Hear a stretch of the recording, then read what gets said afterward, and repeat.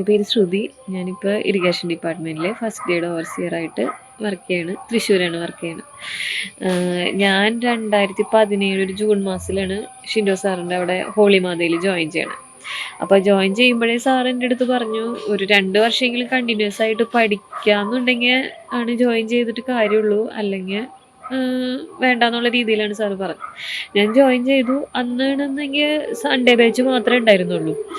എക്സാമുള്ള സമയമല്ലായിരുന്നു. അപ്പോൾ സൺഡേ ബാച്ചിന് ഞാൻ പോവായിരുന്നു.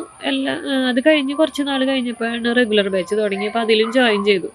എന്നാൽ റെഗുലർ ബാച്ചിന് പോയാലും ഞാൻ ക്ലാസ് കഴിഞ്ഞാൽ അവിടെ ഇരിക്കാറോ അങ്ങനെ ഇരുന്ന് പഠിക്കുകയോ ഒന്നും ചെയ്യാറില്ല. വീട്ടിൽ പോരും. പക്ഷെ പിന്നെ കുറച്ച് നാൾ കഴിഞ്ഞപ്പോൾ എനിക്ക് വീട്ടിലിരുന്ന് വന്ന് പഠിക്കൽ ശരിയാവണില്ല. അപ്പോൾ ഞാൻ അവിടെ ഒരു കമ്പൈൻ സ്റ്റഡി ഗ്രൂപ്പിൽ ജോയിൻ ചെയ്തു. അത് നല്ല ഗ്രൂപ്പായിരുന്നു. അതിലൊരു 10ഓളം പേരുണ്ടായിരുന്നു. അവർക്ക് എല്ലാവർക്കും തന്നെ ജോലി കിട്ടി. ഇപ്പോൾ എല്ലാവരും സർവീസിൽ കയറി. അത് നല്ലൊരു ഗ്രൂപ്പായിരുന്നു അത്.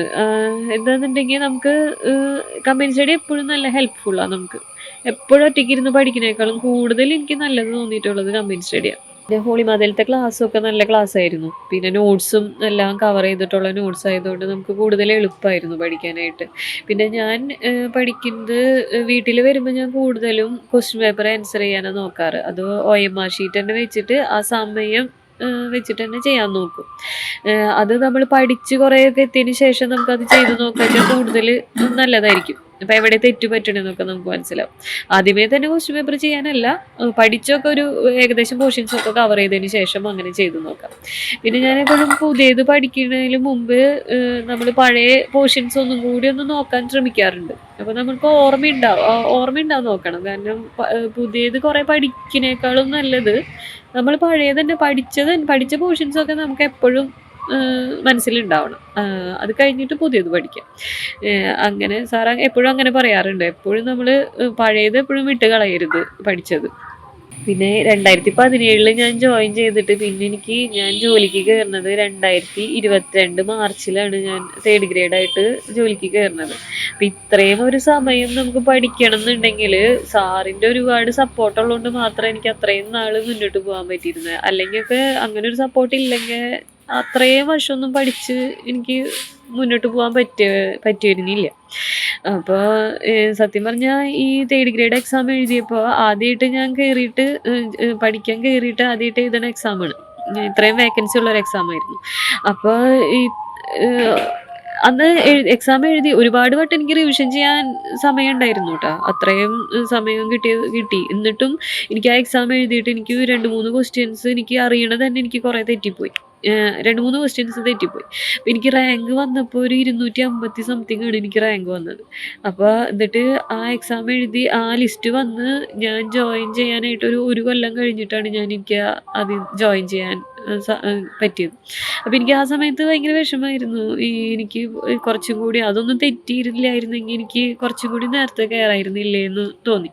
പക്ഷേ അതൊന്നുമല്ല, നമുക്ക് വേണ്ടി ഒരു എക്സാം എപ്പോഴും ഉണ്ടാവും, അങ്ങനെ ഞാൻ വിചാരിക്കുന്നത്. കാരണം എന്താണെന്ന് വെച്ചാൽ അന്ന് ആ എക്സാം എഴുതാനായിട്ട് ആ ഒരു വർഷം ഗ്യാപ്പ് ഉണ്ടായതിൻ്റെ ഇടയിലായിരുന്നു നമുക്ക് 2nd ഗ്രേഡും 1st ഗ്രേഡിൻ്റെ ഒക്കെ എക്സാം വരുന്നത്. അപ്പോൾ ആ സമയത്ത് എനിക്ക് പഠിക്കാൻ പറ്റി. അല്ലെങ്കിൽ അതിന് മുന്നേ ഞാൻ ജോലിക്ക് കയറിയിരുന്നെങ്കിൽ എനിക്ക് പറ്റില്ലായിരുന്നു. കാരണം ജോലിയും കഴിഞ്ഞ് എനിക്ക് ചെറിയ പിള്ളേരായിരുന്നു. അപ്പോൾ അവരെയും വെച്ച് എനിക്ക് പഠിക്കലും നടക്കില്ലായിരുന്നു. അപ്പോൾ അതുകൊണ്ട് എനിക്ക് ആ 1st ഗ്രേഡും 2nd ഗ്രേഡും ഒക്കെ കുഴപ്പമില്ലാണ്ട് എഴുതാൻ പറ്റി. അതെ. അപ്പോൾ നമ്മൾ എപ്പോഴും നമുക്ക് വേണ്ടി ഒരു എക്സാം എപ്പോഴും ഉണ്ടാവും, അങ്ങനെ വിചാരിച്ചാൽ മതി. അപ്പോൾ ഒരു എക്സാം ഒന്ന് നമുക്ക് ശരിക്കും എഴുതാൻ പറ്റിയില്ല എന്ന് വിചാരിച്ച് വിഷമിക്കൊന്നും വേണ്ട. എന്തായാലും നമ്മൾ പഠിച്ചിട്ടുണ്ടെങ്കിൽ നമുക്ക് എന്തായാലും നല്ല രീതിയിലൊരു എക്സാം എഴുതാൻ പറ്റും. അതും ഞാനപ്പോൾ ഈ കൊറോണയുടെ ടൈമൊക്കെ ആയപ്പോൾ ഓൺലൈൻ ക്ലാസ്സുകളായി.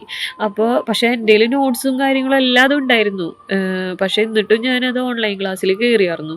കാരണം എന്താണെന്ന് വെച്ചാൽ നമുക്ക് ഒരു കണ്ടിന്യൂവേഷൻ കിട്ടണം. നമ്മളെപ്പോഴും കണ്ടിന്യൂസ് ആയിട്ട് പഠിച്ചാലേ നമുക്ക് കിട്ടുള്ളൂ. അതിൻ്റെ ഇടയിലൊന്ന് ഇതിപ്പോൾ ഇത്രയും നാൾ പഠിച്ചതല്ലേ, എനിക്കറിയാം, ഇതിപ്പോൾ നിർത്തി ആ എക്സാമിൻ്റെ ടൈമിൽ പഠിച്ചാൽ മതി എന്ന് എനിക്ക് വിചാരിച്ചെങ്കിൽ നമുക്ക് കിട്ടില്ല. കാരണം നമ്മൾ ഒരു ദിവസം നമുക്ക് പഠിക്കാൻ പറ്റിയില്ല എന്നുണ്ടെങ്കിൽ ഒരു ക്വസ്റ്റ്യൻ പേപ്പർ ആൻസർ ചെയ്യാൻ പറ്റുമെങ്കിൽ ഒരു ചെറിയ പോർഷനെ വായിക്കാൻ പറ്റുമെങ്കിൽ അത് വായിക്കുക. കാരണം കണ്ടിന്യൂവേഷൻ എപ്പോഴും ഇതിന് ഭയങ്കര ഹെൽപ്പ് ചെയ്യുന്ന ഒരു സംഭവമാണ്.